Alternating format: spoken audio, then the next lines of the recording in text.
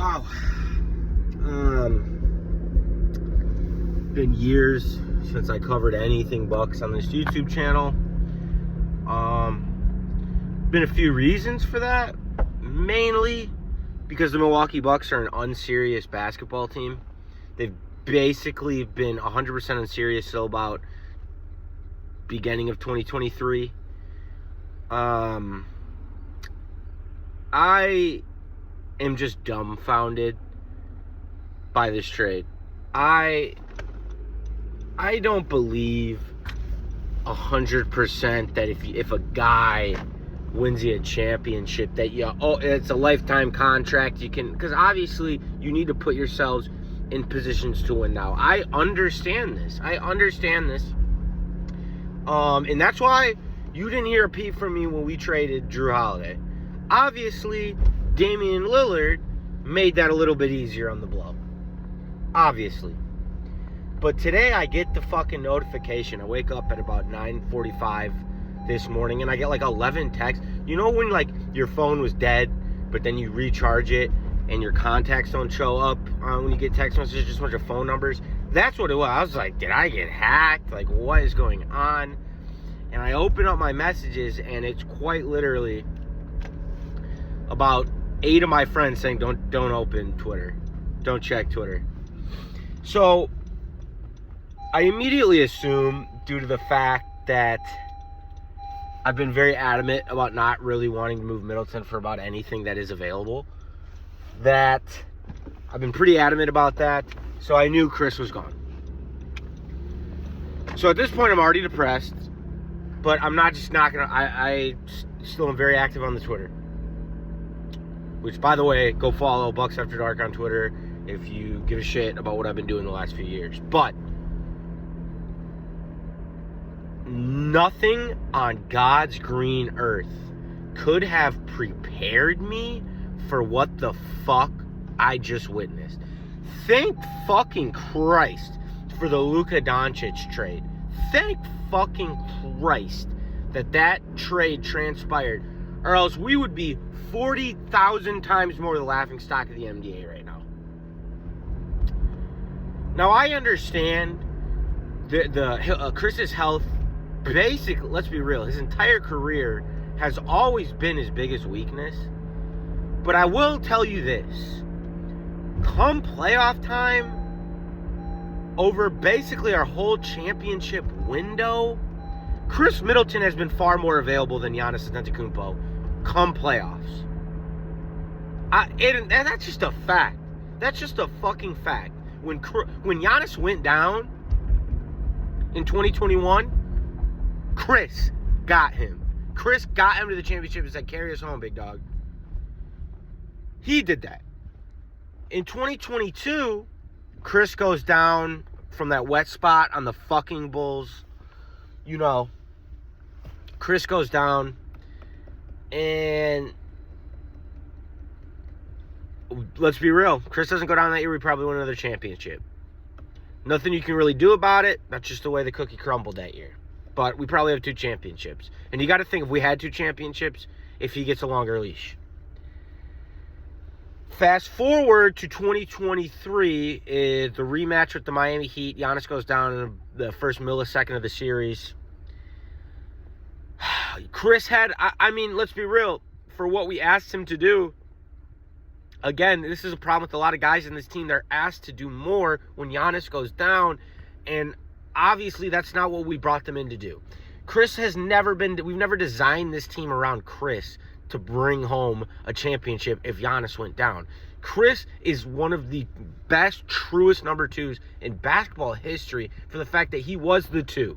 He was okay being the 2. But there would be those games when he steps the fuck up and you're thinking, this guy might be the best player on the court right now, when you have Kevin Durant and Giannis and all these guys in that Brooklyn Nets series. That's the type of fucking skill this guy brought. Now, obviously, he's had a lot of ankle surgeries, knee surgeries. However, we were right in the midst of the Khris Middleton cycle. Every true Bucks fan knows about the Khris Middleton cycle. He was gonna be all right come playoffs. All we had to do was get in. Because that has been the goal the last 2-3 years. Just be healthy come playoff time. And I believe, however, this year, this is the first year in a long time. Actually, it's crazy. Almost all of my teams, being a Lions fan, being a Bucks fan, being a Michigan Wolverines fan, this is the first time. And I have the best player in the world on my team. But this is the first time where I fucking know we're not winning shit. We're not winning a damn thing this year. And we're not winning a damn thing next year. This was the year. You have Giannis, who has just turned 30 fucking years old. You have Damian Lillard, who, let's be honest, for as awesome as Dame can be and is, he is like 34. This is the year. You do not make a move to save money. You just don't do it. I'm dumbfounded, and it's like, I always thought this moment would be like, I want to thank Khris for everything. I'm pissed off. I'm fucking pissed, bro. This is not the year you try to save money and save a draft pick from 20, 30, 40, bro. I am dumbfounded by the fucking incompetence of this fucking organization every fucking year. We traded 40 first-round picks for Jay fucking Crowder. And I'm sick. Here's what I'm sick about. And here's why I get to bitch and half of you don't. Because Bucks fans are, I'm gonna say it, one of the worst fan bases, one of the worst online presence there is in sports.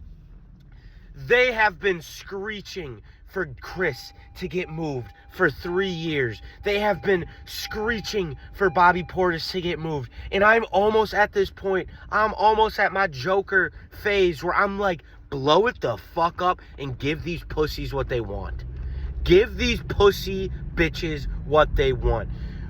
Our goal, and it has always been our goal, to keep the championship team from 2021 intact and pray to God we stay healthy. Because we have not lost a playoff series since that 2021 team has been healthy.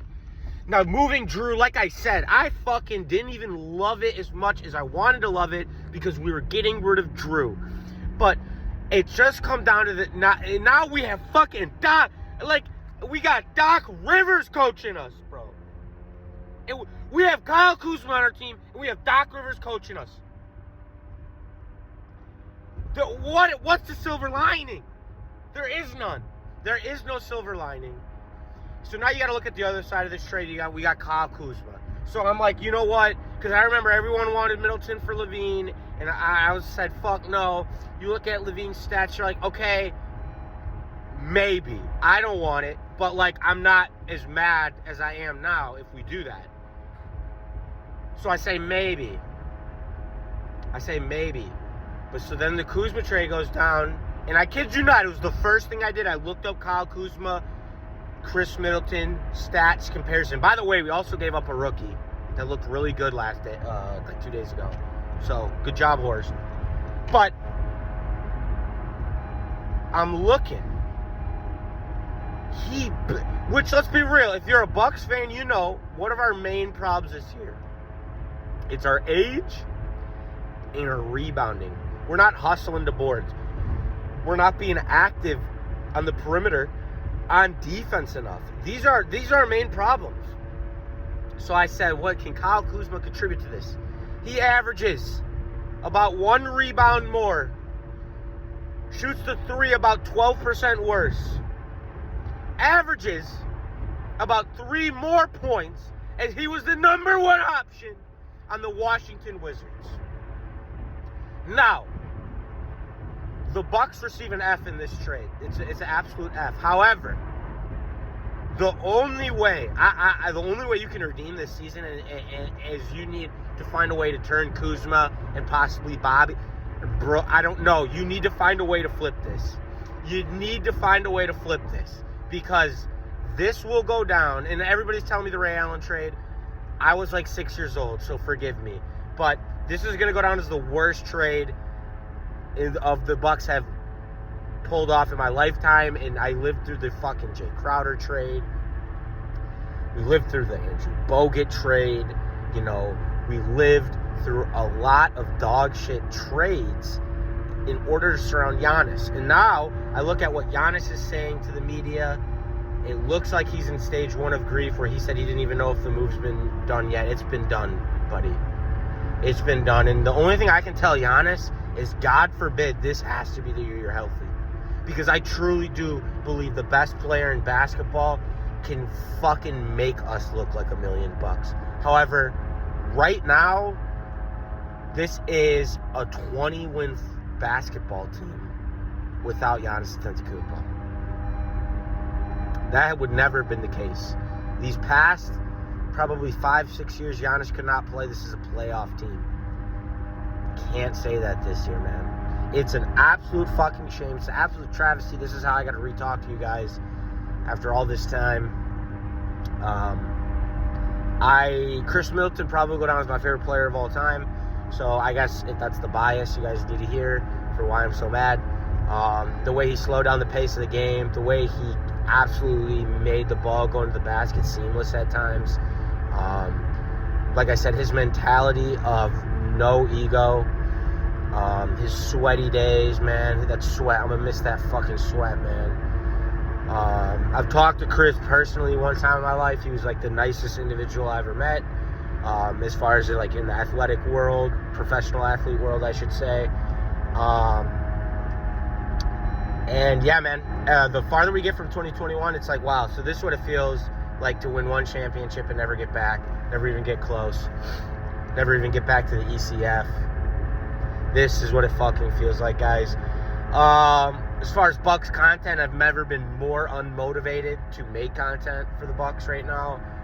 As always, you can catch me on Twitter or fucking X. Elon, you owe me $584. Fuck Elon Musk. Fuck Elon Musk. But yeah, this is a sad day in Milwaukee. It's a sad day in Wisconsin. Sad day for the NBA, because Khris Middleton's in fucking Washington as well. So, you know, it's gonna be nice. I doubt they keep him, but if they keep Khris, bro, I'm a Washington Wizards is my number 2 team. Hoping he can just have a couple 50 ballers, 60 ballers, 70 ballers. Everyone's saying he doesn't have a knee. You don't know hoops. Yeah, man, I'm devastated, man.